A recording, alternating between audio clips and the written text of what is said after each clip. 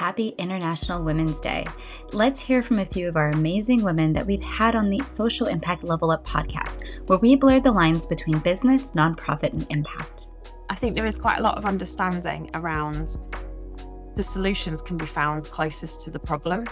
So if we take ourselves into the space of the challenge with the people who experience it, they're far more likely to come up with those solutions than somebody in a room 10 miles away. When I think of an impact in our social work community, it's helping the people who are helping the people.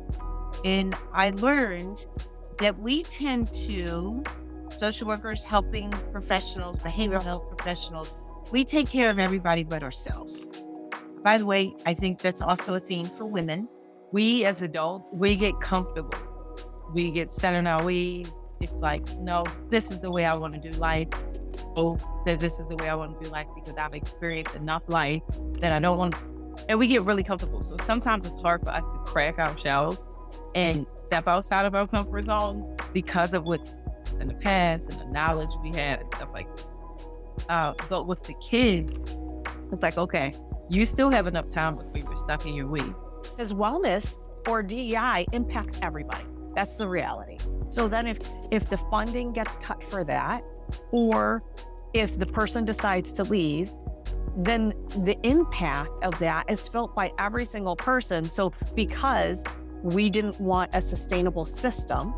This big question of like, could we really turn this business into a way of helping female founders, thought leaders? I do a lot with TEDx speaker coaching.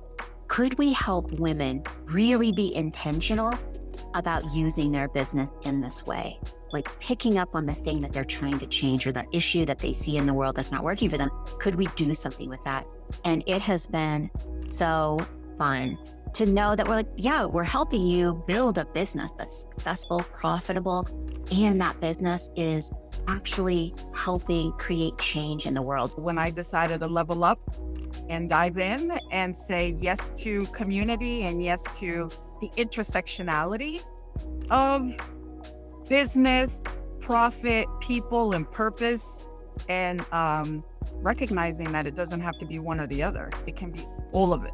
If you really are doing this and you want to grow a business, it's creating something that can endure in that way and also not run you into the ground and not run your work into the ground. So that's when I think of sustainable, I'm really looking, that's a big part of it. So I really help Latinas move from self-sabotaging thoughts and behaviors to self-mastery through increasing their self-love, their self-worth, and their self-confidence. So they can show up as powerful, fully expressed human beings in this world. Really what it is just your limiting beliefs or thoughts that have been so conditioned inside of you that you don't even know they're there until you start to explore that more.